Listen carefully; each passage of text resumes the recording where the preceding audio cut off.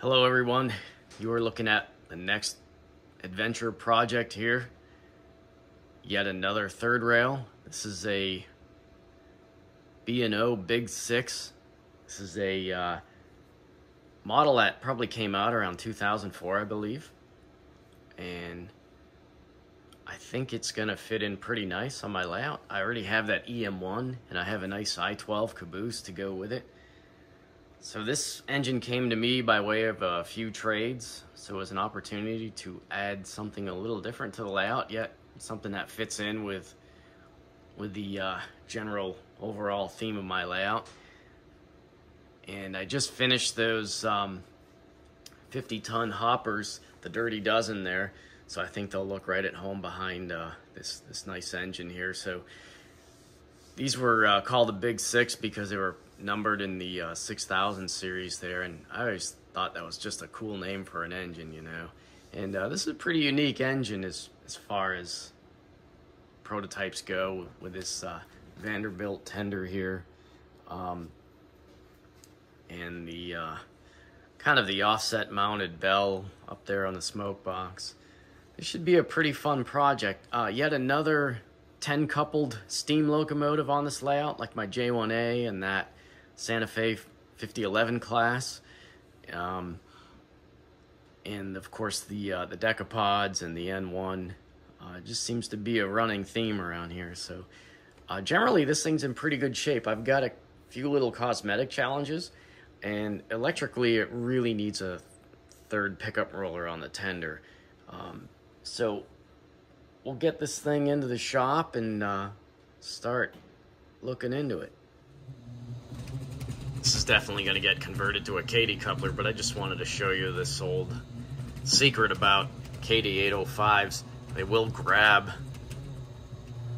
an electro coupler or 3-rail coupler, no problem. Alright, so I got the Big 6 in the shop here now, and right now I'm just kind of going over it, making some notes on the things I want to do. There's a couple of minor cosmetic issues. Pilot needs a little attention. There's some loose parts here. I gotta reattach this cut lever assembly somehow. Probably gonna remove these giant cables and these LEDs from the class lights, and then probably resin print some lenses for these guys, and probably plug the holes in this boiler front, smoke box front here. I am missing one of these builder plates on the fireman side of the smoke box, and I got a couple of experimental ideas for replacing it, so when it comes time to it, should be kind of interesting. But mostly everything else seems okay on the engine. Probably gonna replace these cab figures.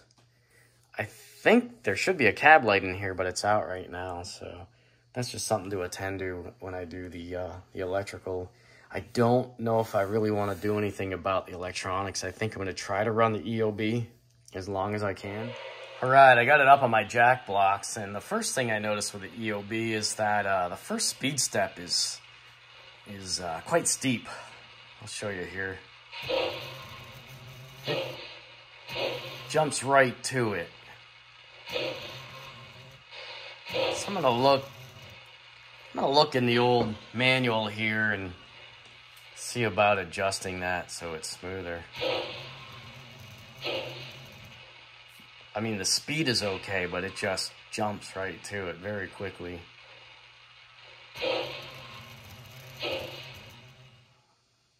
Okay, I have a little bit of a suspicion as to what's going on here. I've never really seen EOB behave like this. Typically, the low-end speed response, like the first speed step it starts at, that's tuned with a couple of features called the background and the pre-pulse. There's two different settings, and they're kind of like a numerical code you punch in with a cab 1, and it can set the lowest, cleanest starting speed step, and then the other feature kind of smooths out its performance. Typically, I don't even really mess with that stuff a whole lot, but I normally don't see these things jump like a quarter turn at start. So I have this in 128 step mode, and you know, when you hit the boost, it should go to the first speed step, but you'll hear something funny going on in here.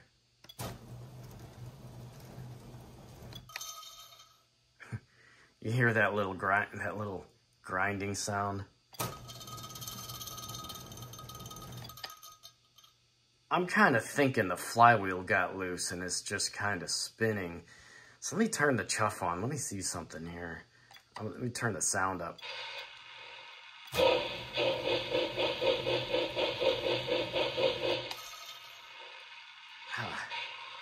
I thought it would stay chuffing as it wound down, but...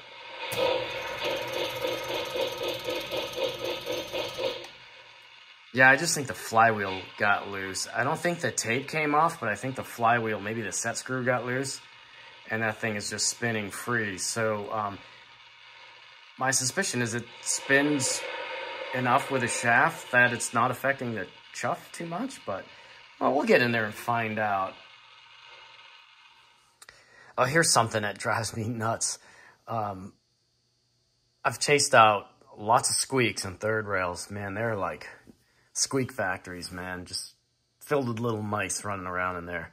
But one of the most common squeaks from a third rail is from pickup rollers. And the clue is, no matter what speed, you have this like high frequency just squeal. And the clue is if you just pushed your engine around, kept the driver still, all that squeaking's coming from those pickup rollers. So give me a second here. All right, let's chase a little mousies out of here.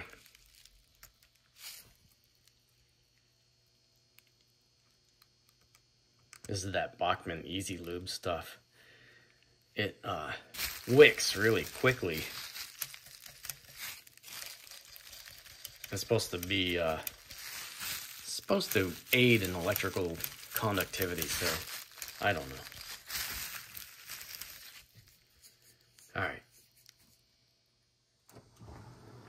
All right, I think I've chased the little mousies away. All right, so this one's a little different from most of my third rails. I can't locate the screw up the steam chest, so I'm suspecting it might be this one that'll free the front of the boiler. As usual, we've got the two screws beneath the cab apron here. And this is, I've talked about this before, but this is third rail's way of isolating the tender for the TMCC antenna. So they usually put something, they usually put some clear plastic underneath the deck plate here, so you don't intermittently ground the tender. So let's try to get this boiler top off here. And this is pretty typical for third rail too. This is probably the smoke control, where you can have it controlled by the EOB or whatever TMCC electronics, or you can switch it to conventional, which is just track power, or you can have it off, which I will be doing, because as you know, I don't like smoke. The smoke does work in here.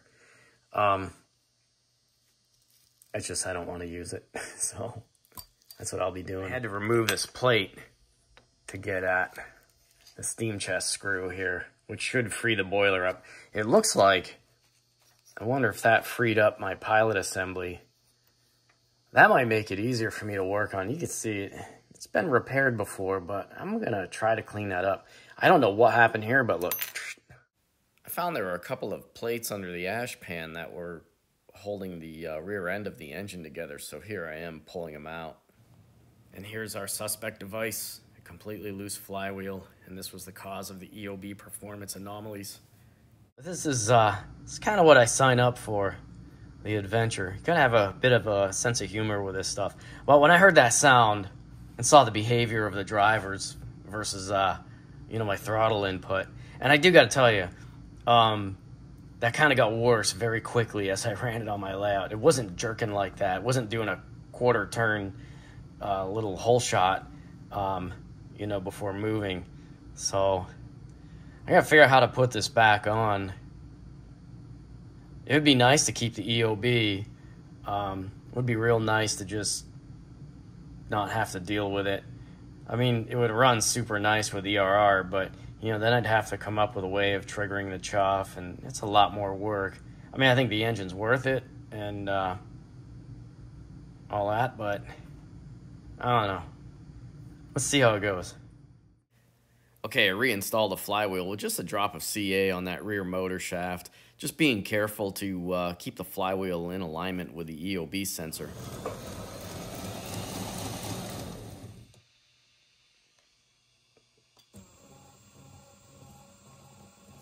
All right. And I think the chuff is pretty close. Interesting thing about the way the chuff works, I probably explained this before. It chuffs as soon as it moves. So, that's pretty close. You see, if you stopped it at around about 130 here, you'll see you'll get the chuffs on the 45s.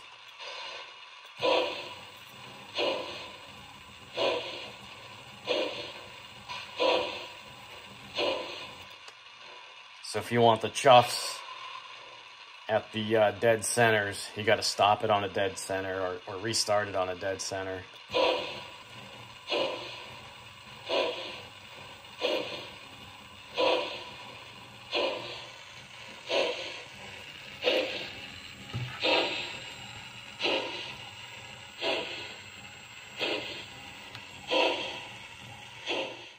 With the engine's operational issues resolved, I am now into the tender. And as you can see, I have the frame separated from the body here. And the big mystery is how they managed to stuff all the electronics in that tender shell. So what I'm going to do is I'm going to look for a seam or something. I see these assembly screws, but I'm kind of thinking there's like a subframe that is just kind of pushed into the end of this. It's got to be from front end here. Let's poke around and see what we can find. Anyway, I found the speaker. It actually emanates sound up through the coal pile. I was kind of thinking about putting a better speaker in here because this is a little quiet, but let's not get too far ahead of ourselves here. I also found a battery in there. Doesn't look like it exploded, but I know it doesn't work. Nothing real obvious from this end. Those are like butterfly doors. They're movable, I guess. Maybe this rear end comes off. Let's see. This seam here seems a little promising. I wonder if this goes on like the boiler fronts on a typical third rail. It's just kind of a press fit. See if I can get something under there without marring the sides of the tender. Yeah, check this out.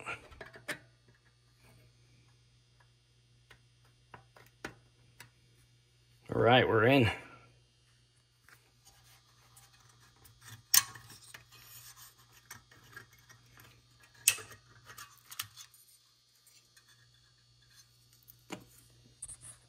Cool.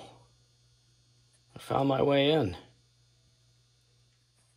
So pulling the coupler down exposed this screw, and I got this one out. I'm thinking that whole subframe we're looking at right here should slide out the back side here. And I just got to guide the tether through there. I can remove this wiring. I'm going to remove these LEDs, the electrocoupler, and get ready to come up with a pickup roller and a Katy mount for this guy. That's probably as far as I need to go, really. No, I want to get that battery off there, God.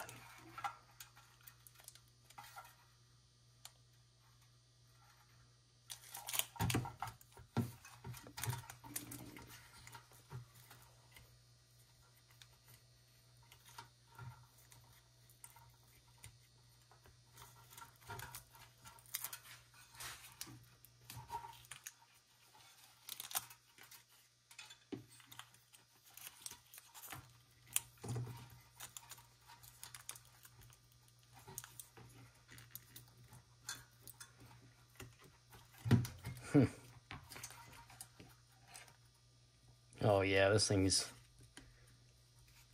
bulging. It's not as bad as the one I pulled out of that K4 though. Oh yeah, here the whole end's coming out of the battery. Jeez. All right. I'm just gonna do it the nasty way. Boy, that's gross. It's kind of like stuck in this thing.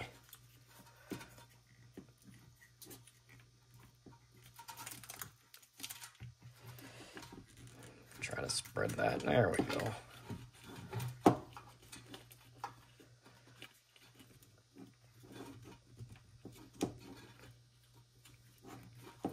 Vintage battery. Newer than the engine, though. Yeah, don't leave batteries in your engines. Alright, I think I'm gonna pitch this too. It's just all rotted away.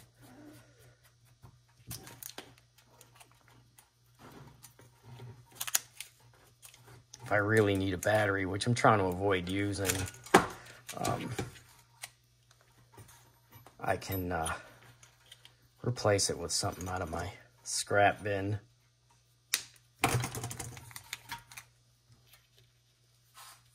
Now, I'm going to work on doodling up a pickup roller. So just looking at trucks here on this tender, I mean, I've got a nice platform for mounting whatever I come up with. I'm gonna have to drill a hole in them. But let's see what I got for pickup rollers. Gonna have to use one that's pretty low profile. So let's see.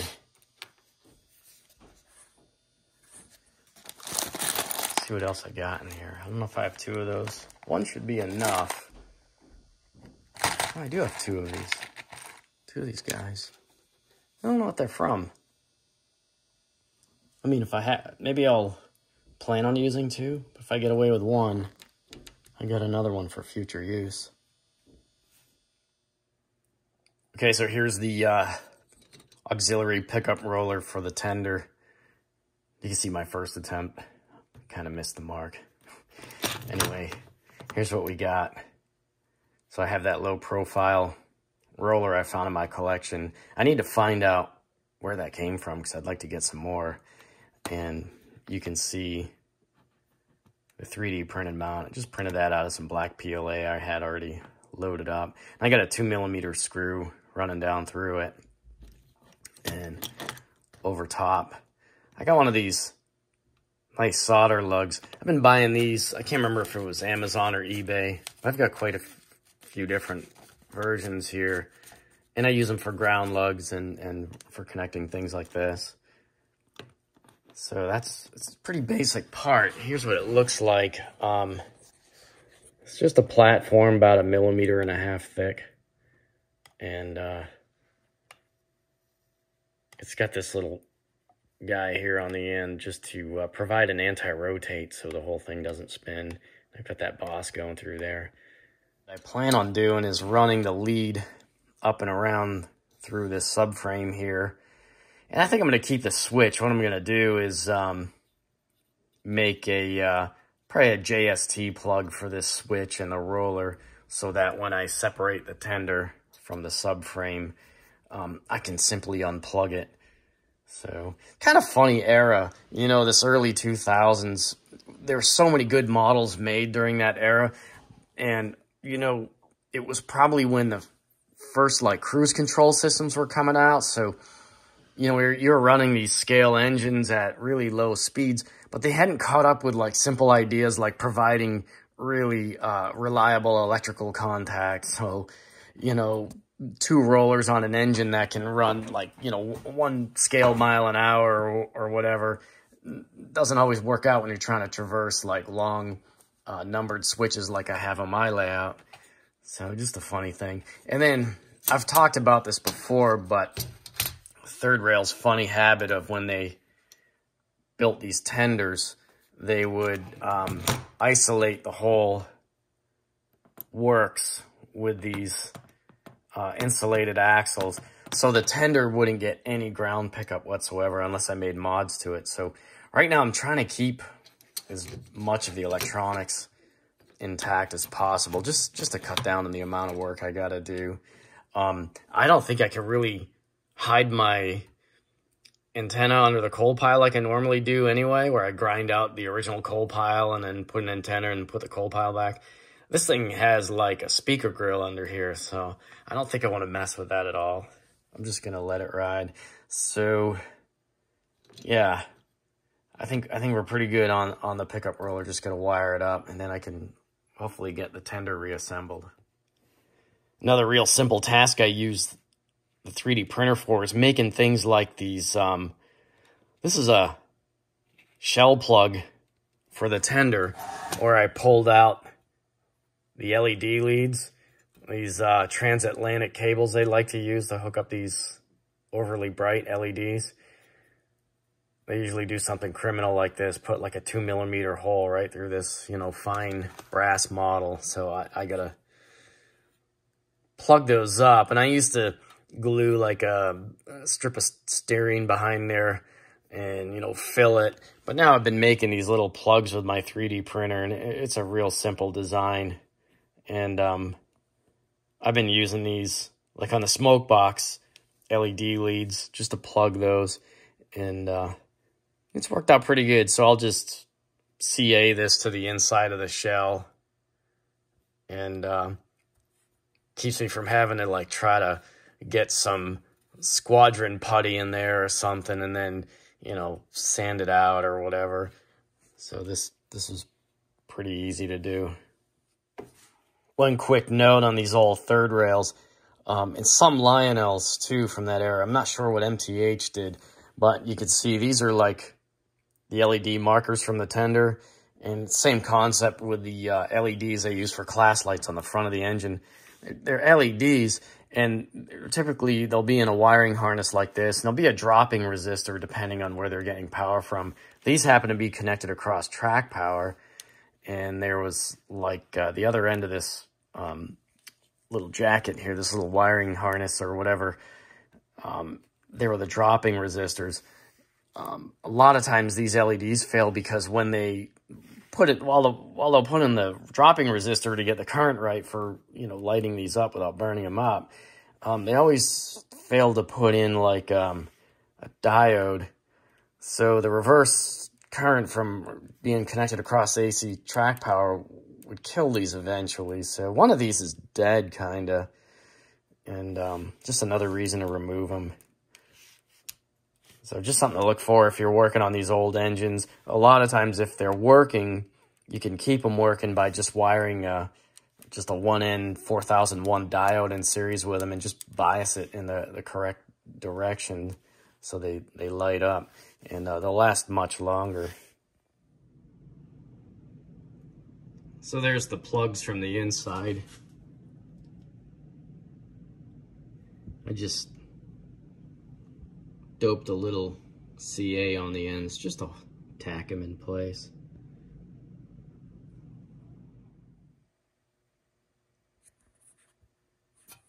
That's basically what they'll look like. I don't think I'm going to do much more with them. You won't really see them under there. I'm going to try to make some lenses for these marker lamps now, probably with my Elegoo Mars. I got some clear resin. Should look pretty cool. One thing I like to do as a precaution on these boards is jumper the track power that usually comes in on this JST connector only. I'll jumper it over to the bridge rectifier AC input just as a precaution. I think there's some pretty light traces that run back and forth to there. I do believe if you open one in an overcurrent overload kind of situation, you can create a ground loop which will just smoke the whole board. So it's something pretty easy to do. I've been doing it on all my EOBs when they come out for service or when I'm modifying them. So what I'm gonna do is, here's the leads from the track power. I'm gonna just steal this set of leads that were going up to the LED markers. I'm just gonna use that to solder directly on there, and I'll also use this as a jumping off point to connect up my roller.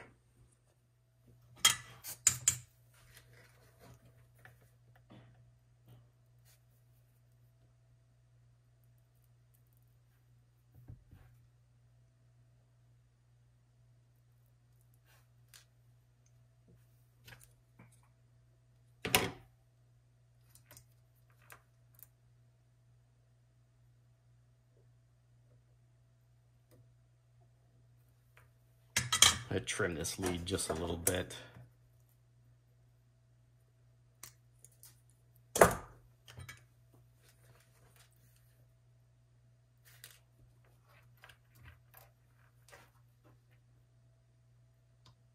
See if I can melt that capacitor while I'm at it. That'd be smart.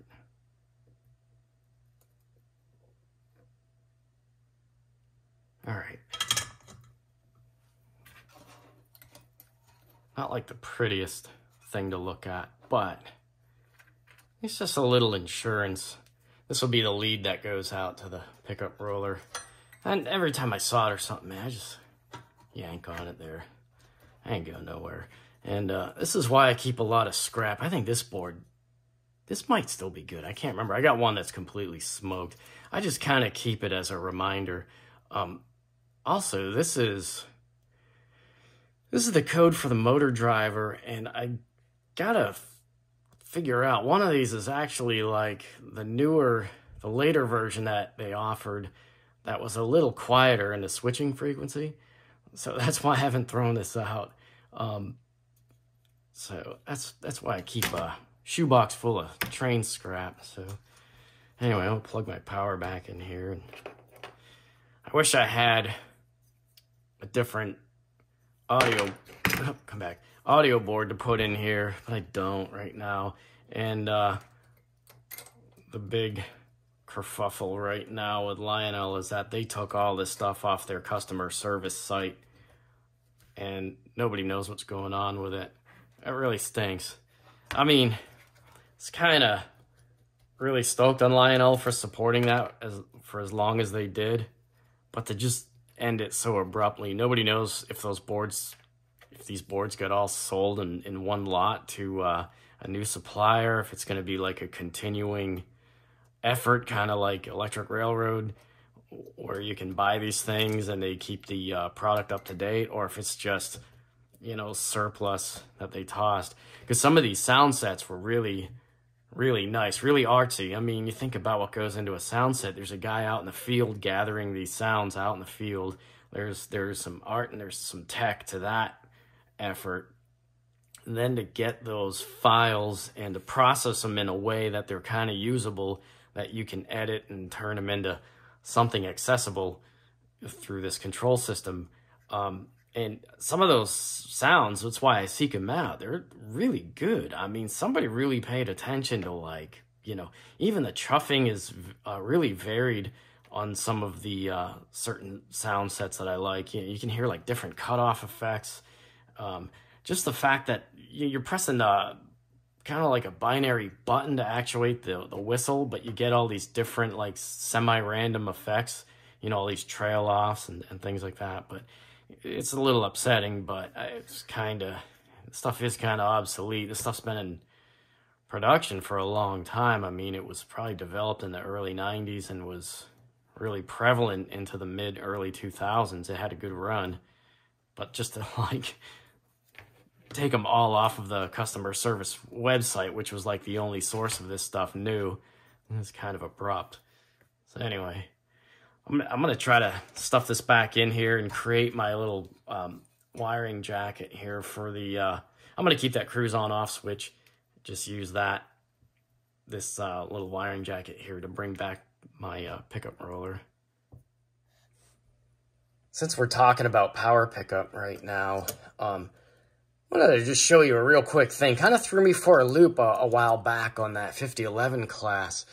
As you know, some of the later third rail, or the third rail stuff from this like mid-2000s, early mid-2000s era, had the isolated tender wheels. So there's no ground pickup whatsoever from the tender. You're also kind of challenged for ground pickup, and you might not realize this, on the actual locomotive. So, you know, you're relying on ground to get picked up through the outer rails into the pilot and trailing truck, you know, and you've got this weak link here. So my habit lately is to make little jumpers. Like Lionel kind of does that now on some of the newer legacy locomotives. But what really kills the ground on some of these engines, especially these 10-coupled engines, these center drivers, these blind drivers, are actually insulated. So that's something you might not realize, and you won't figure that out till you like pull your hair out and then finally, you know, get the intuition enough or whatever to pick up your you know, your continuity tester and just check. So you know, you're getting ground off this rear wheel set, which has a traction tire, and then the front wheel. So this is like your strongest ground connection, you know. It's got to come through the bearings, through the rods, you know. So if I show you here real quick, I can prove to you that. Let me see. Let me I'll stick a lead in here. Should be pretty good. So actually, yeah, let's do that, and then you see the rear wheel, front set of drivers. But watch this. There's nothing there. They actually insulated these tires. You'll actually get ground from the, you know, the axle and the wheel itself, rods, you know. But the tire itself is insulated. Kind of a common problem on these long driver set locomotives, on not numbered switches, but like curve switches, like an 072 switch. If you're going through the turnout on the diverging, it is possible for these wheels to kind of ingress into the center of the track through the center of the curve and then contact the center rail and have a direct short. So to circumvent that, you know, third rail insulated these wheel sets. And that, I found that on that 5011 class I was working on, and kind of threw me for a loop. So just something to look out for, you know. Your pickup rollers aren't the only source of grief if you're looking for reliable power pickup. You want to get a good ground too. If you can't get it from the tender, you definitely got to make sure the engine is getting as much ground pickup as possible. All right, let's see if we can stuff this turkey with Thanksgiving coming up. It's a good theme, I guess. Let's get this, convince all this rat's nest wiring to go back in here. I'm trying to remember which hole these came out of. What I might do, maybe zip tie them so I can get something to grab onto at least later on.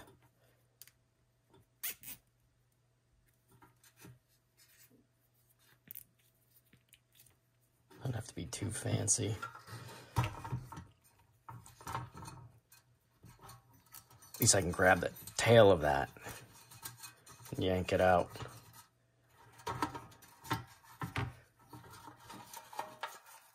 I still think this is pretty neat how they did this. This is probably not like the most exciting thing to watch. Let me see here. I'm gonna pull the tether along here. Where'd it go? Fell down in there. It's like trying to ungut a fish or something. It's kind of funny.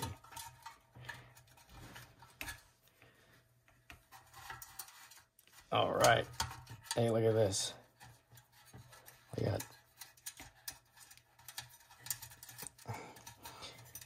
I'll keep working it till I'm sure I'm not pinching any of these wires.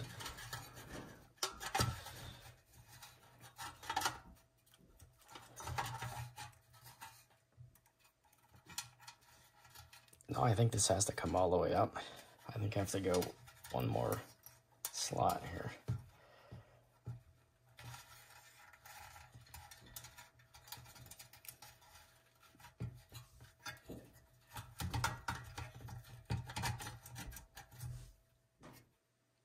All right, it's back together. These are the two mounting screws. So you have to kind of pull the tether along and pull all the wiring out of the way. At least there was enough service loop in there that I could hang the guts out of the back of the thing, you know. So that's what it looks like in there. Pretty wild.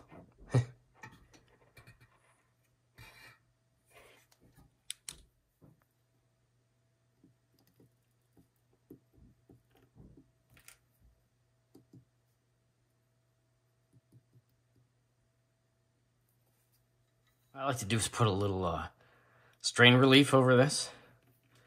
So first I'll put some 1/16 heat shrink. I really don't like using the heat gun because it can be kind of hard to direct the heat and not melt your whole project. I'll just use the barrel of my soldering iron here. This will be good enough. So I'll put a 1/16 down first, and then this is probably a piece of 1/8 I got here over the top. They'll stick to each other pretty good, and it'll provide a little bit of strain relief on this guy here. Just pick this up a little bit. Yeah, get that right down over there. And then try not to melt anything important.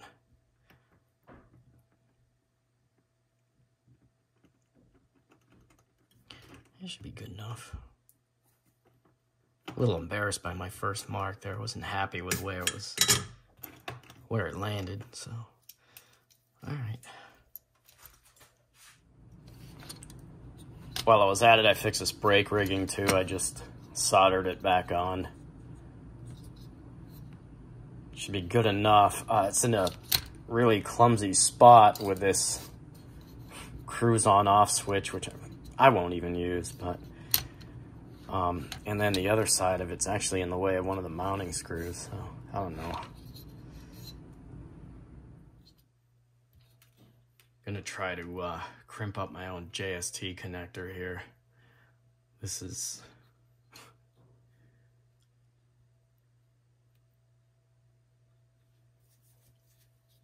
pretty fun. Let's see if I get that right.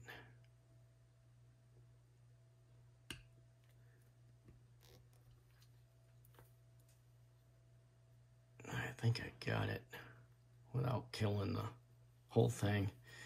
Then we get the insulation clamp done here too.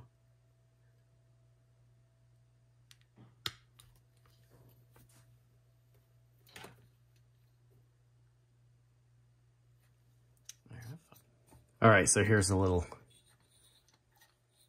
plug I made for the subframe here. So this will make it easier in the future to separate this from the tender. I think I'm gonna have to take this on and off to get this Katy mount built up. I think that's my only option for mounting it. That was the old 3-rail coupler mount, so this should help. The wire routing and all that, well, we'll figure it out. I don't like this sticking way out, but see what happens. So that's the lead sticking out. And the reason why I ran it that way is because I wanted to go into the end of the subframe. I just didn't want to drill another hole. And I was thinking it might interfere with my Katy mount, but I'm kind of gonna print like a whole subframe here. I should cover up the sides, and that'll be free to rotate with the truck. I was just trying to avoid another hole somewhere. All right, so here's my Katy mount. And it's just this adapter plate. I built up these sides kind of to match the frame here. I'm using the original mounting spots for the original coupler. And I had to make this like weld to clear that screw so it wouldn't lift so it wouldn't lift this assembly. The only stinker is I don't think I can't get away with not drilling the frame, so I got to put a hole through one part of this box or the other, probably toward the front. I don't think it'll pop through anything, but yeah, I was trying to avoid doing that. But on this tender, I knew it was going to be kind of a challenge. I think I'm going to have to drill and tap for another mounting hole just to keep this from kind of wiggling up and down. So that's what it looks like from the side. All right, let's do the nasty deed here with a drill. All right, so here's our Katy mount. Worked out pretty good. Where'd it go? Hey, here it is. This is basically what it looked like. These are the mounting screws on the rear. And I had to drill this out at the front just to hold it down. And like I said, that well was to clear the mount for that internal subframe. And on this one, I used a plastic Katy box just to keep the coupler from grounding out the TMCC antenna. So that's why I used it there. That's what it looks like from this side. And you can see kind of completed the frame run out to the end. That's what it looks like at the end. I probably could have done that a little cleaner, could have filled that whole gap. But I think I'm going to leave it go. I want to move on. Every time I do something, I'm like, oh, I could have done this. Maybe the next time. But this wasn't a very complicated print, other than I had to move some dimensions around. I think it took about 3 shots. For some reason, the first one I did, I thought I had to have a really big shim in there. But I didn't really need that.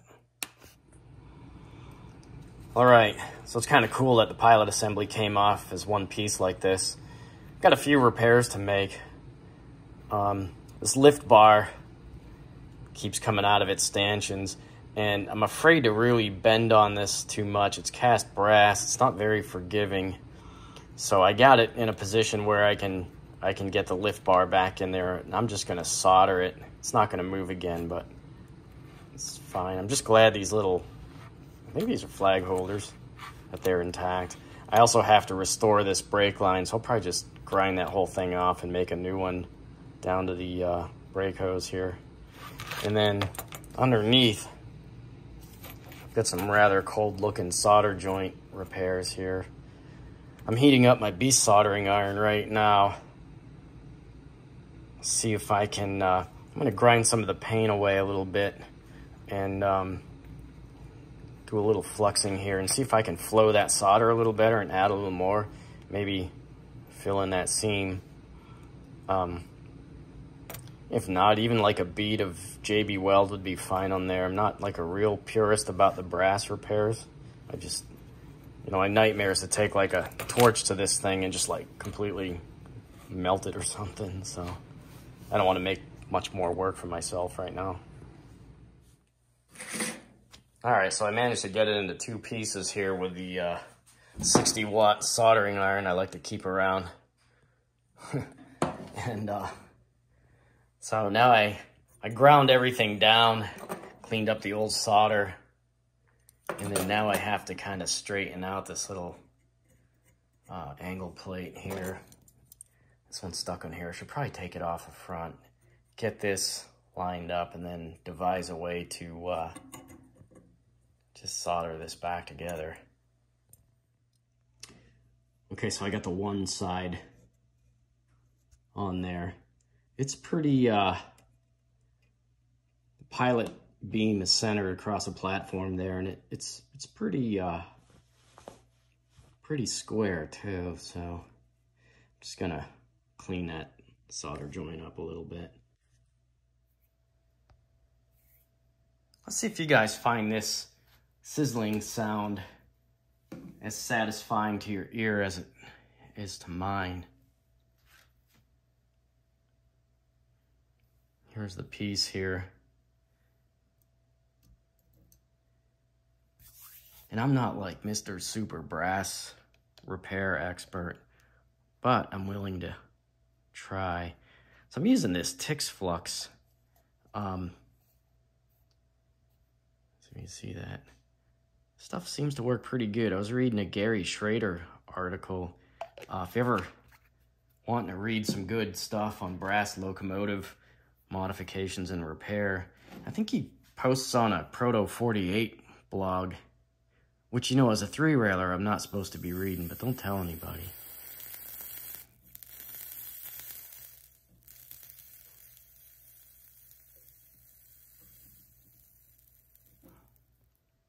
All right, I just wanted to stop because I don't want the pilot beam assembly coming off. Let me see if I got that.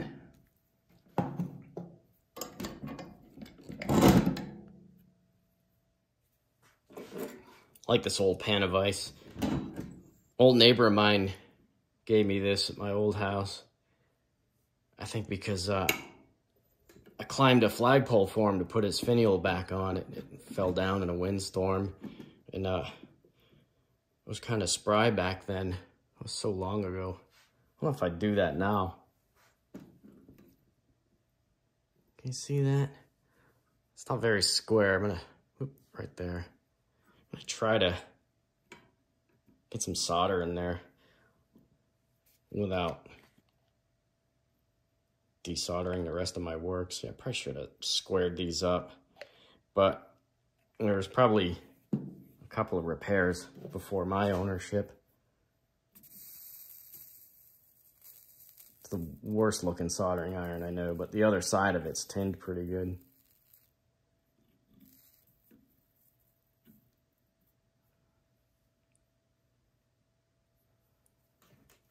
Here's that void up in the corner, but I'm not going to worry about that. I'm thinking I'm pretty well soldered on the front, because that Tix Flux flows pretty good. Let me flip it over and check out the other side.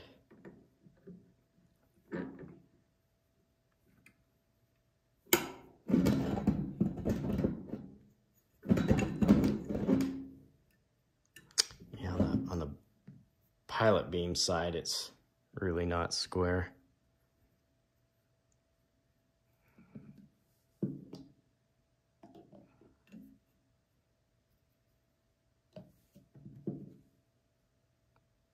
Probably should have just made new brackets. Let's see how this goes.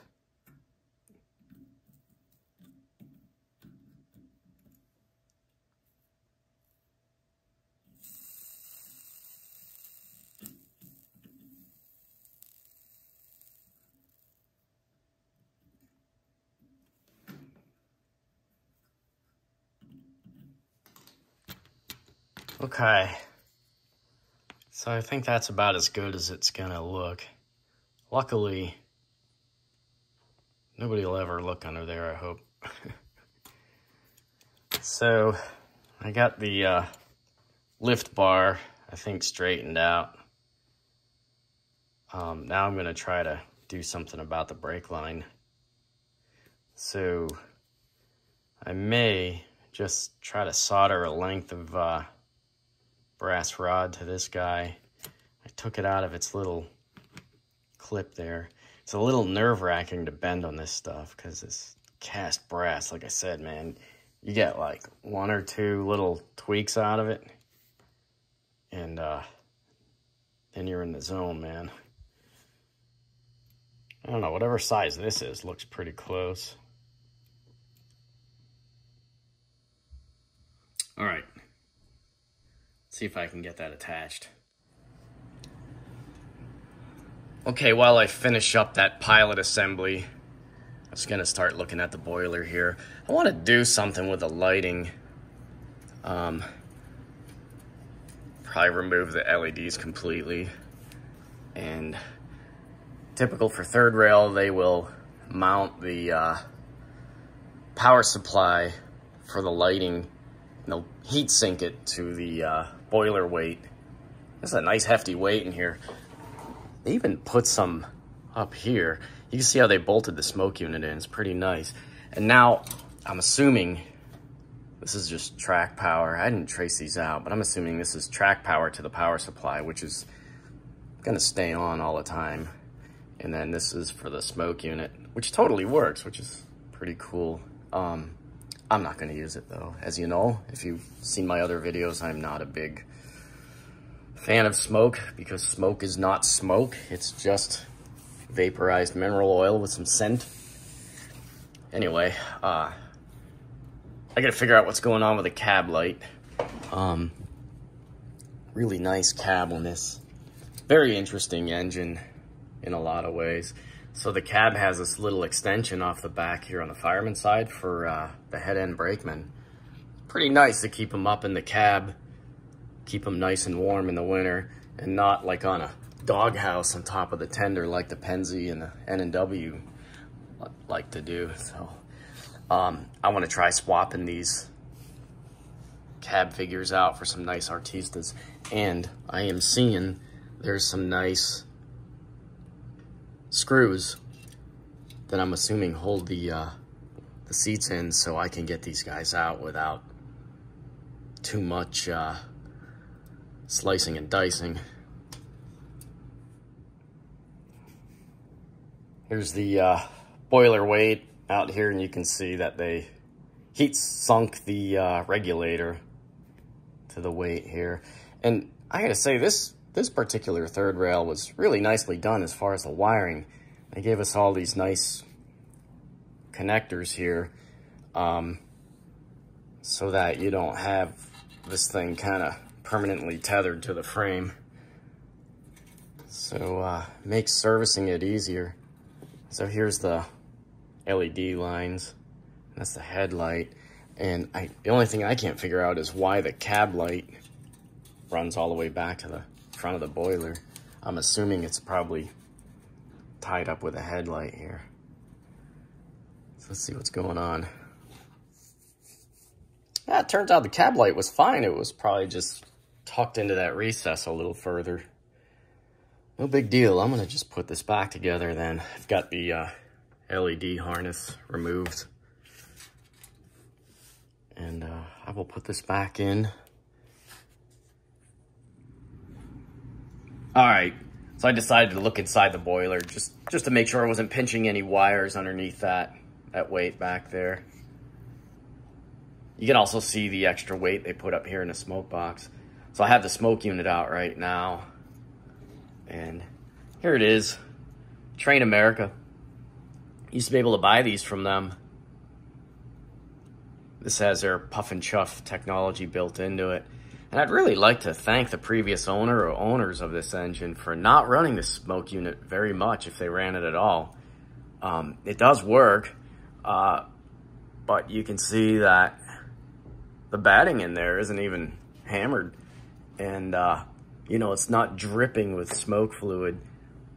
So that's pretty cool. Anyway, I'm gonna stuff it back in there.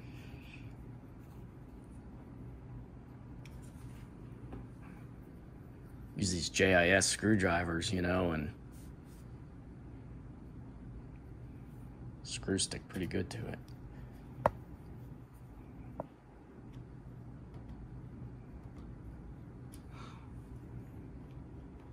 Leave that loose for a second there.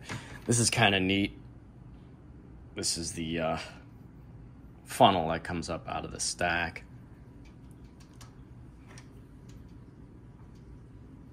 Happens to be threaded.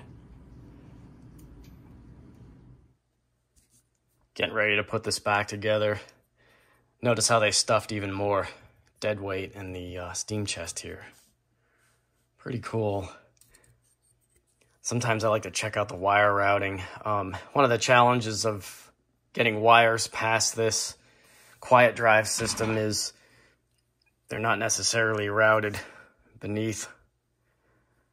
So sometimes I'll put a little dot of CA on the back of one of these springs just to kind of keep the wires from wandering into the works there, but it's pretty typical.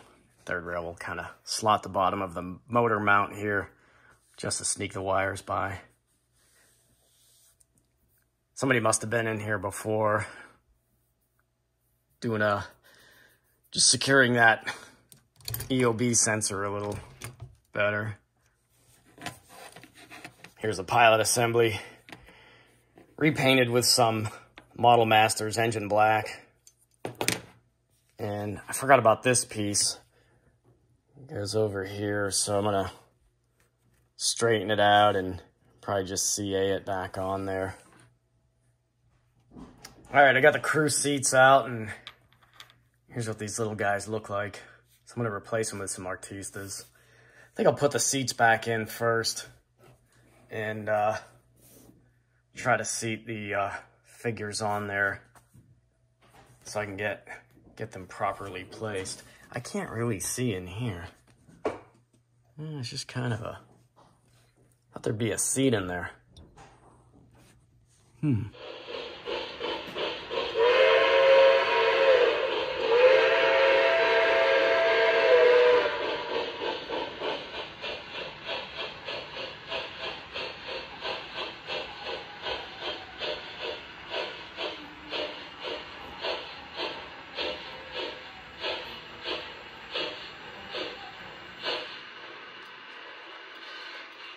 All right, we're running.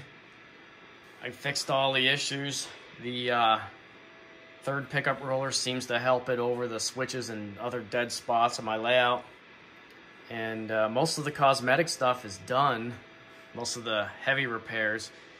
So what's left to do now is some minor stuff. I want to fill in those markers and class lights, and I want to see if I can do something about that missing builder's plate. But for now, it's a pretty good runner. I think it's going to look pretty cool on my layout. I've got plenty of Eastern Appalachian road names for it to haul around.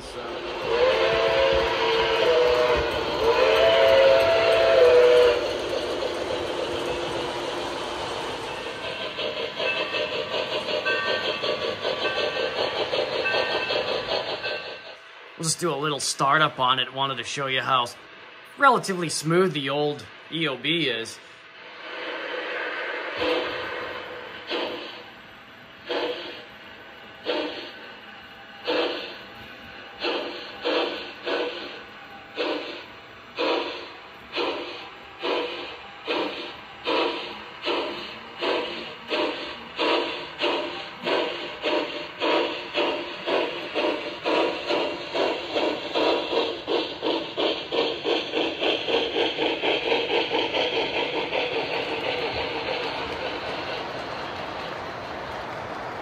Yeah, I don't think it's bad at all for what it is, and saves me a few bucks and some extra days on the workbench putting in electric railroad.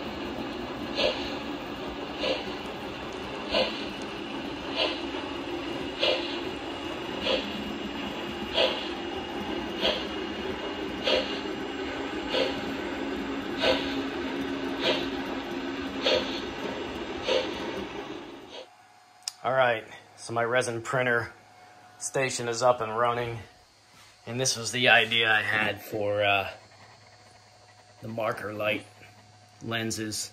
So right now I'm just doing the final cure. All right, so here's what they look like. Pretty basic part. They're just little cylinders. I tried to radius the ends a little bit. Let's see what happens. There's still some water on here, but let's see if I can use these. I didn't have to make these supports so aggressive, but anyway, let's give that a try. So this was kind of the idea. This one was designed to go all the way across this tender marker so it could fill both sides. I just wish that came out a little more clear. Anyway, that was it. Now I'll just lop the end off of one of the other ones. I made several.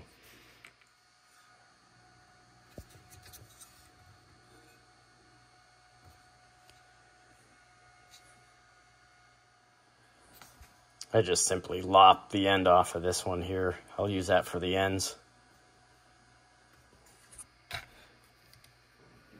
See if I can get in there.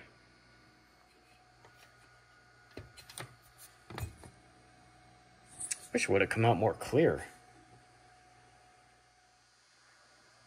I use this sometimes to set little clear parts. This is pretty nice. This stuff, I've had this for years. I used to use it on my buildings too, and then I just discovered better ways of setting windows and stuff. But I'll just dab a little bit of this on the lenses. Anyway, here's what the class lights look like.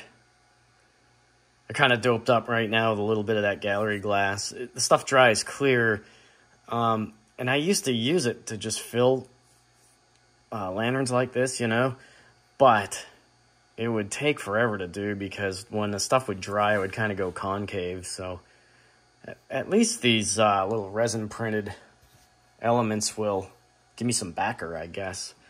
So anyway, I'm not putting LEDs back in there, and I probably should have plugged that hole before I put the smoke box front back on, so oh well. All right, I probably should have did this earlier, but I found some sprue in my plastic junk box that happened to fit those holes pretty well, so they're getting plugged. All right, so here was a potential solution for my missing builder's plate. Not as cool looking, I don't think, but these were printed out on decal paper, so I took a photo of this builder's plate, took some measurements, and transferred them into Word, where it was actually easier to resize them in Word. And then I printed out some trials on just regular plain paper where I could take another physical measurement. So, and then the final stage is once I got these dimensions correct, I just printed them out on decal paper.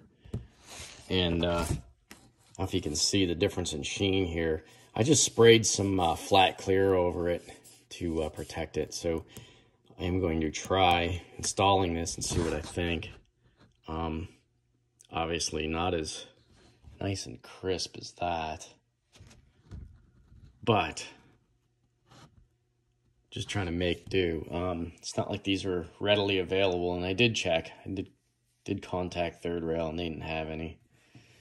So I guess the nice thing is that you can't see both sides of this engine at the same time. So anyway, let's give it a try. You know, these are going to be weathered over anyway, but let's just check it out. Here's my marker fill. Like I said, when you pull the LEDs out of these things, they're usually empty. Lionel will sell you little marker lenses, but they're typically not going to fit anything like this. I will confess, decaling is one of my least favorite things to do. I don't think I'm that great at it. Well, it's not great, it's not terrible, it's certainly better than nothing.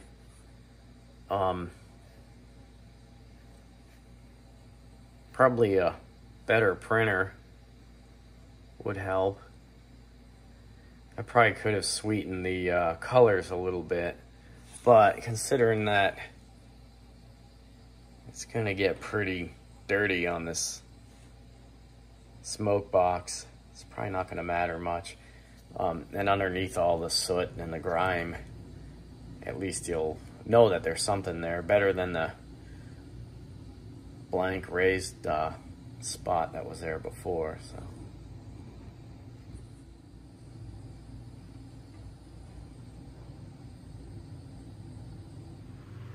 all right, so we're into the weathering now. I've got a few little things to touch up before I start, but there is a coat of dull coat. I'm using real dull coat this time around. And I have it set up here in my jack blocks. And one thing that's real nice about some of these third rails, these are the motor leads. I can run the motor without worrying about using the rollers or anything like that, just directly off of just a HO power pack. So that's how I will do this. You've probably seen this before. This is gonna be fairly uneventful, I think. I hope. So we're gonna get to it. I'm gonna do the drivers first with some grimy black, and then I will do the boiler, pilot cabs, get some color on the smoke box, and then work on the tender, and that's it.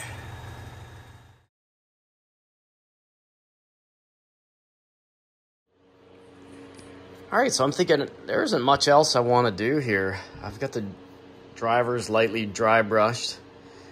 Got some streaks here, some saturated steam scaling around the pop-offs and the turret cover back here. So I don't want to go too overboard on this. I know these engines got real dirty in real life. I think this is good enough. I got the tender out on the layout right now, and I think it looks pretty good. So I think what I'm going to do next is pull off my masking tape and get some cab figures in here. All right, I got the Artista cab figures in here. They're not sitting perfectly. They look a little cramped up in there. Sometimes I like to print new seats, but I didn't on this project. Anyway, I think they look better than the S-scale sized figures that were originally in there. If I was really good, I'd get a brakeman to sit in this little brakeman box back here. But even the third rail figures wouldn't sit in there. So this is the brakeman cubby hole, I guess. Kind of cool. Would be cool to have a third figure in there. Just another unique feature.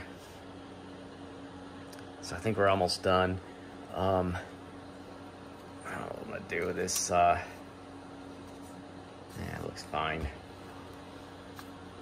It's a very thick whistle cord there. I'm just gonna leave it.